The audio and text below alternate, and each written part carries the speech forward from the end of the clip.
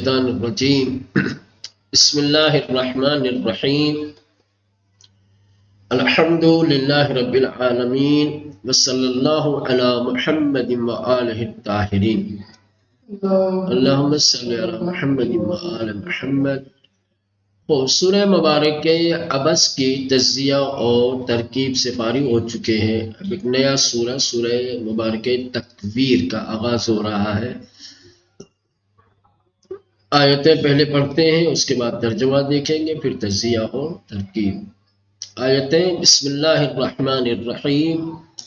اذا الشمس كورت واذا النجوم انكدرت واذا الجبال سيرت واذا العشار عطلت واذا الوحوش حشرت واذا البحار سجرت وَإِذَا النُّفُوسُ زُوِّجَتْ وَإِذَا الْمَوْءُودَةُ سُئِلَتْ بِأَيِّ ذَنبٍ قُتِلَتْ وَإِذَا الصُّحُفُ نُشِرَتْ وَإِذَا السَّمَاءُ كُشِطَتْ وَإِذَا الْجَحِيمُ سُعِّرَتْ وَإِذَا الْجَنَّةُ أُزْلِفَتْ عَلِمَتْ نَفْسٌ مَّا أَحْضَرَتْ۔ خب مولانا کل یہاں پہ 13 آیتیں دی گئی ہیں، ٹھیک۔ آیتوں کی تلاوت کر لی، ترجمہ دیکھتے ہیں۔ پہلی آیت اذا الشمس کورت، آنگاہ کی خورشید درہم پیچیدے شود، اس وقت جب سورج کو لپیٹ لیا جائے گا۔ درہم پیچیدن مولانا سمیٹ لینا، لپیٹ لینا، ٹھیک۔ اذا الشمس، اس وقت کی جب کورت، سورج کو لپیٹ لیا جائے گا۔ واذا النجوم انکدرت، و انگاہ کی ستارگان تیرے و بفروغ یا فروغ افتنت، اس وقت جب ستارے بے نور ہو جائیں گے،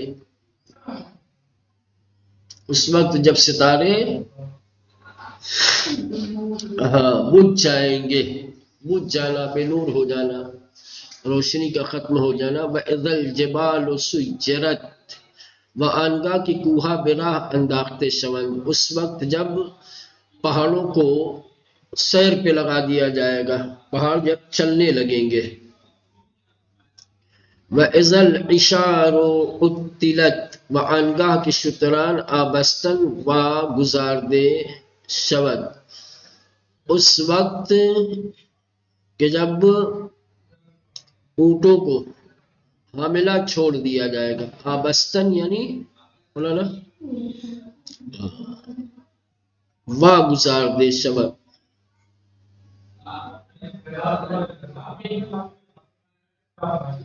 اس وقت جب اونٹوں کو حاملہ چھوڑ دیا جائے گا۔ فَإِذَا الْوُحُوشُ حُشِرَتْ، و انگاہ کی جانوران وحشی جمع کر دے شود، اور اس وقت جب وحشی جانوروں کو جمع کر دیا جائے گا۔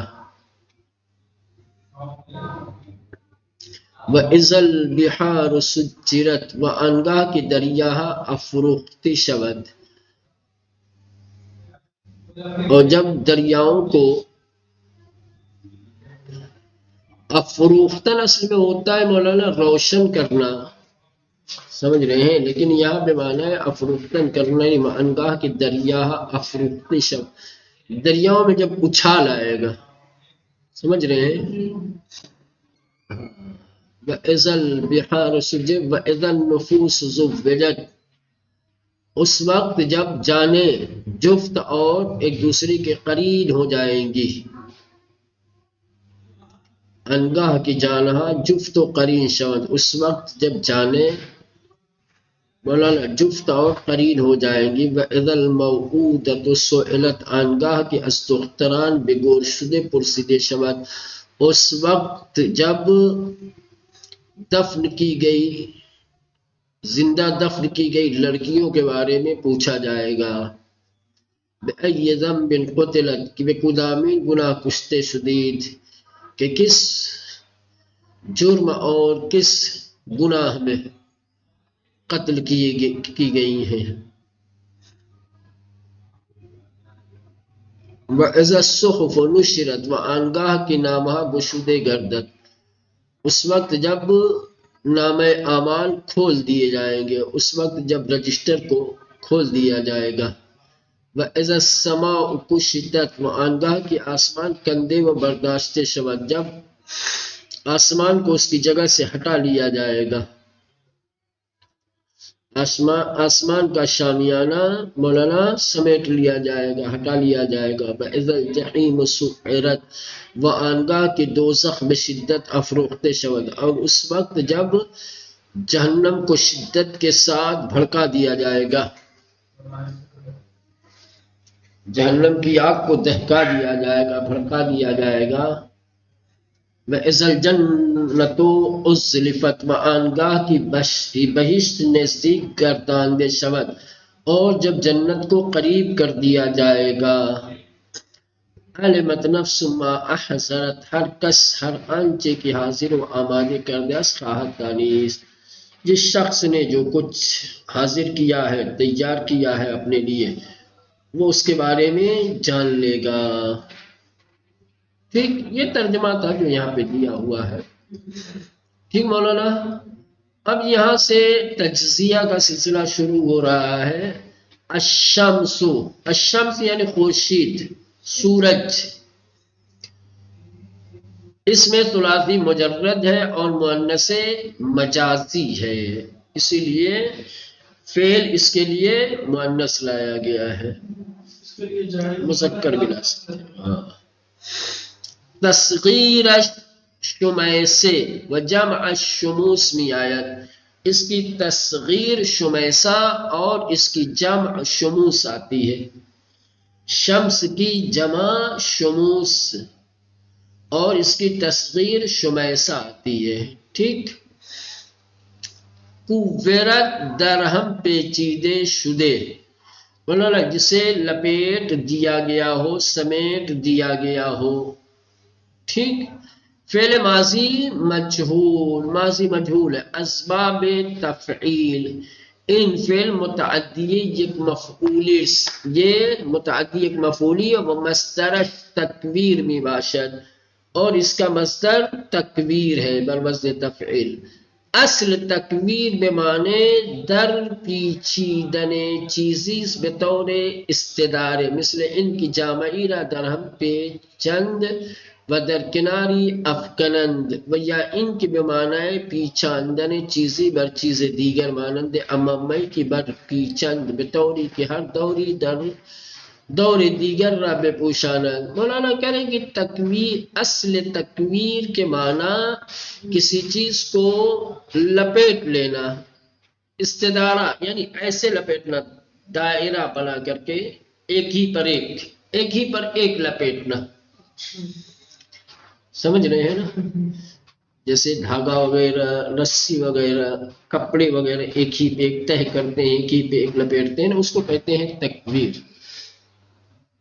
کپڑے کو اس سے لپیٹ دینا یا ایک دوسرے کے کنارے رکھ دینا، یا یہ کہ پیچاندنے چیزی بر چیزیں، ایک چیز کو دوسری چیز پر لپیٹنا، جیسے امامے کو ایک ہی تہہ پہ دوسری تہہ کو لپیٹا جاتا ہے، کہ ایک اوپر والی جو پرت ہوتی ہے وہ نیچے والے پرت کو چھپا لیتی ہے، اس طریقے سے۔ در حاشیہ محنج الصادقین آمده است به اتفاق مفسرین مراد از تکویر خورشید در روز قیامت تیره و به فرو گشتن آفتاب است در آن روز۔ مولانا منہج الصادقین میں آیا ہے کہ تمام مفسروں کا اتفاق ہے کہ تکویر خورشید سے مراد قیامت کے دن، کہ قیامت کے دن سورج کو سمیٹ دیا جائے گا، لپیٹ دیا جائے گا۔ اس سے مراد یہ ہے کہ سورج مولانا بے نور ہو جائے گا، سیاہ ہو جائے گا اور بے نور ہو جائے گا۔ تیرے وہ بے فروغ گشتن آفتاب، سورج کا بے نور ہو جانا اور تاریک ہو جانا قیامت والے میں۔ ہر چند در کیفیت ان اختلاف است، اگرچہ اس کی کیفیت کے بارے میں مولانا اختلاف ہے کہ سورج کس طریقے سے بے نور ہوگا، اس کی روشنی کیسے ختم ہوگی، ٹھیک، گرد و غبار کے ذریعے سے کوئی پردہ ہو جائے گا یا واقعاً پورے سورج کو ہٹا لیا جائے گا، کس طریقے سے تاریک ہوگا، کس طریقے سے بے نور ہوگا، اس کی کیفیت میں اختلاف ہے، لیکن تمام مفسرین کا کہنا یہی ہے کہ قیامت والے دن خورشید کے لپیٹے جانے سے مراد خورشید کا، سورج کا بے نور ہو جانا ہے، تاریک ہو جانا، ٹھیک۔ نجوم ستارگان جمع مکسر ہے، مولانا نجوم یعنی ستارے، یہ جمع مکسر ہے، کس کی؟ مفردش نجمی ہے، اس کا مفرد کیا ہے؟ نجم ہے، نجم کی جمع مکسر جمع تکسیر ہے نجوم۔ کلمہ نجوم ہم به عنوان جمع بکار رفته مانند نجوم در این آیه شریفه و هم به عنوان مصدر به معنی طلوع کردن و آشکار گردیدن۔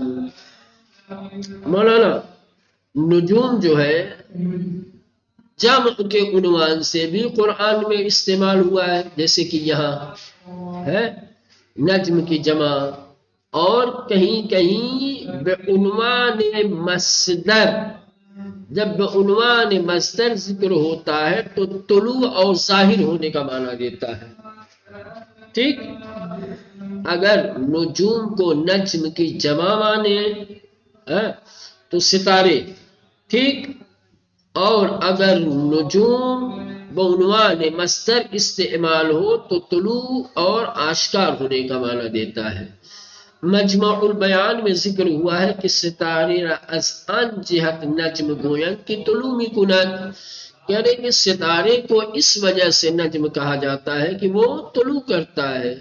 منیز گیاہ و الف، گیاہی را کی ساقِ وطن ندارت در مقابل شجر را بخاطر بروز و طلوع آن از زمین نجم گویند۔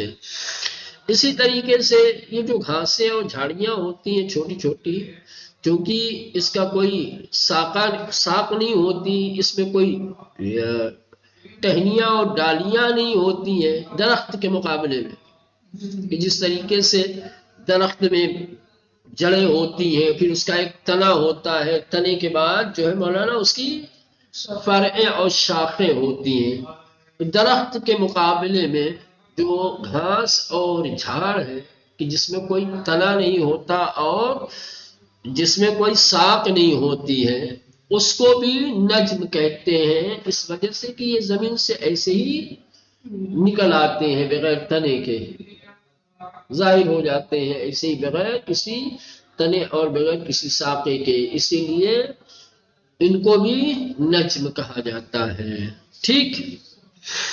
ان قدرت فرو افتاد تیرگی جافت، مولانا فرو افتادن کسی چیز کا ڈوب جانا، تیرگی جافت ادھیرا ہو جانا، یہ انقدرت فعل ماضی یہ باب انفعال سے، ولازم است انقدار ہم بمعنی فرو آمدن و ہم بمعنی تغییر و قبول قدورت و تیرگی نمودن بکار گرفتے بھی شباہت، اور لازم ہے کہ انقدار کو بھی مولانا فرو آمدن نیچے آنا، یا تغییر و تبدیل کے معنی میں، یا قدورت کو یعنی تبدیلی کو قبول کرنے، یا اندھیرے اور تاریک ہو جانے کے معنی میں استعمال کیا جائے، اس کے بھی یہی معنی ہے، تاریک ہو جانا، اندھیرا ہو جانا، نیچے آ جانا، یہ اس طریقے کا معنی، یا تیرگی کو قبول کر لینا۔ سیرت راندے شدے، مولانا سورت، سیرت نہیں سورت راندے شدے، ہکایا ہوا، بھگایا ہوا، ٹھیک۔ برا انداختے شد، راستے پہ لگا دیا گیا، فعل ماضی مجہول ہے، اسباب تفعیل وہ متعدی یک مفعول، ٹھیک۔ اشار ماده شتران آبستنی کی از آغاز آبستن شدن آنها 10 یا 8 ماه گذشته باشد. کلمه اشار جمع مکسر است. مولانا اشار ان مادہ اونٹوں کو کہا جاتا ہے کہ جو 8 یا 10 مہینے سے حاملہ ہو. مادہ شتران آبستنی کے وہ مادہ اونٹ کہ جو حاملہ ہے از آغاز آبست شدن آنا 10 یا 8 ماہ گزشتے ہیں، جن کے حاملہ ہوئے 8 یا 10 مہینے گزر چکے ہیں. ٹھیک مولانا؟ جس کے حمل کی مدت 8 یا 10 مہینے ہو چکی ہے جس اونٹنی کے، اس کو کہتے ہیں اشار. یہ کلمہ اشار جمع مکسر ہے اور اس کا مفرد ہے اشرا. مولانا وہمچنین بے مادہ شتری کے مانند زنان نفسا باشد بعد از بچے آوردن اشرا گفته می شود. بہرحال از آنجا کی این گونه شتر از نفیس ترین و عزیز ترین اموال شمرده می شود یا در نظر عرب کی در زمان نزول آیت طرف خطاب قرآن بوده اند از محبوب ترین چیزها محسوب می شده است. جانتے ہیں کس طریقے سے یہ بڑے جو جانور ہوتے ہیں جب یہ حاملہ ہوتے ہیں تو ان کی قیمتیں مولانا، کیونکہ اب جو بچہ آئے گا دنیا میں تو اس کی تو قیمت تھی اس کی ماں کی. اب بچے کی وجہ سے بچے کی ایک الگ قیمت تو سمجھ رہے ہیں، تو بچے کی وجہ سے اس کی قیمت کیا ہے، بڑھ جاتی ہے. اس لیے وہ مال عزیز ہو جاتا ہے. جس چیز کی قیمت بڑھ جائے ہے نا، وہ مال لوگوں کی نظر میں معتبر ہو جاتا ہے، اس کی عزت بڑھ جاتی ہے. اسی لیے وہ مادہ اونٹ کی جو نفسا عورتوں کی طرح، نفسا کن کو کہتے ہیں مولانا؟ جس نے بچہ جنا ہو. جو عورت بچہ جنتی ہے، جن کے ہاں ولادت ہوتی ہے جس خاتون کے یہاں، اس خاتون کو کیا کہتے ہیں؟ ان عورتوں کو نفسا کہا جاتا ہے. سمجھ رہے ہیں؟ اسی طریقے سے جو اونٹنی بچہ دیتی ہے اس کو مولانا اشرا کہتے ہیں. چونکہ اس طریقے کی اونٹنی کہ جو 8 یا 10 مہینے سے حاملہ ہو، وہ اونٹنی لوگوں کے عزیز ترین اور نفیس ترین اموال میں شمار کی جاتی ہے. یا عرب کی نگاہ میں اس وقت، جس وقت مولانا قرآن کریم نازل ہوا، جس وقت عرب کے لوگ جن سے خطاب کیا ہے قرآن نے، اس زمانے کے لوگ، ان کے یہاں اس طریقے کی چیزوں کی بڑی اہمیت تھی، بڑی قدر تھی. سمجھ رہے ہیں؟ قدیم زمانے میں عربوں کے یہاں جس اونٹنی کے یہاں بچہ ہونے والا ہوتا تھا، جو 8 یا 10 مہینے سے حاملہ ہوتی تھی، اس کی بڑی قیمت ہوتی تھی، اس کی بڑی عزت ہوتی تھی. سمجھ رہے؟ تو جو کہ قرآن اس زمانے میں نازل ہوا، اس زمانے کے لوگوں سے خطاب کیا ہے، تو اس زمانے کے لوگوں کی نگاہ میں ایسی اونٹنیاں کیا تھیں؟ محبوب تھیں، عزیز مال شمار کی جاتی تھیں. مقصود از ان آیت شریف این است کہ کہنے کہ اس آیت کریمہ سے مراد یہ ہے کہ در ان ہنگام مردم بگونه وحشت زدے و پریشانند کی، کہ اس وقت لوگ اس طریقے سے ڈرے ہوئے اور خوفزدہ ہوں گے اور پریشان ہوں گے کہ توجہی بے عزیز ترین اموال خود نہ دارند، کہ لوگوں کو اپنی عزیز اور محبوب چیز کی طرف بھی کی فکر نہیں ہوگی، محبوب ترین اور نفیس ترین چیز کی بھی فکر نہیں ہوگی، اسے چھوڑ دیں گے، رہا کر دیں گے. یعنی ایک کنایا ہے کہ جس طریقے سے بچہ دینے والی اونٹنی کیا ہے لوگوں کی نگاہ میں، خصوصاً اس زمانے کے لوگوں کی نگاہ میں جس زمانے میں قرآن نازل ہوا، بڑی اہمیت ہوتی تھی۔ لوگ ایسی با اہمیت چیز کو بھی قیامت والے دن ڈر اور خوف کی وجہ سے مولانا رہا کر دیں گے، چھوڑ دیں گے۔ قتلت محمل گزارده شد و گذاشته شد۔ قتلت مولانا جس کو بیکار چھوڑ دیا جائے، ہے نا، جس کی تعطیل چھٹی کر دی جائے۔ محمل گزارده شد یعنی بیکار کر دیا گیا، بیکار بنا دیا گیا۔ وا گذاشته شد چھوڑ دیا گیا پوری طریقے سے۔ فعل ماضی مجہول باب تفعیل ہے اور یہ متعدی یک مفعولی ہے، ٹھیک۔ اوحوش حیوانات بیان بانی کی با انسان مانوس نمی باشد۔ مولانا اوحوش ان جنگلی جانوروں کو کہا جاتا ہے جو انسانوں کے ساتھ انس و محبت نہیں رکھتے۔ وحشی جس کو دیکھ کے انسان فرار کرتا ہے، جس سے انسان بھاگتا ہے، ڈرتا ہے، خوف رکھتا ہے، وہ کہا وحشی، اسی سے حشرت بنا ہے۔ وحوش مولانا حیوانات بیابانی کی، بیابان اور جنگل کے وہ حیوان کہ با انسان مانوس نمی باشد، کہ جو انسانوں کے ساتھ مانوس نہیں ہوتے۔ یہ جمع مکسر ہے اور اس کا مفرد ہے وحش۔ وحشی واحد وحش اس، مولانا وحشی وحش کا واحد ہے۔ حشرت جمع کر دے، مولانا حشرت جمع کیا ہوا، جو میعہ کا معنی دے گا۔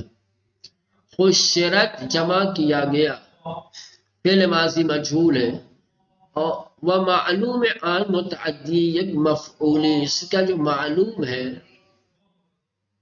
وہ متعدی یک مفعولی ہے۔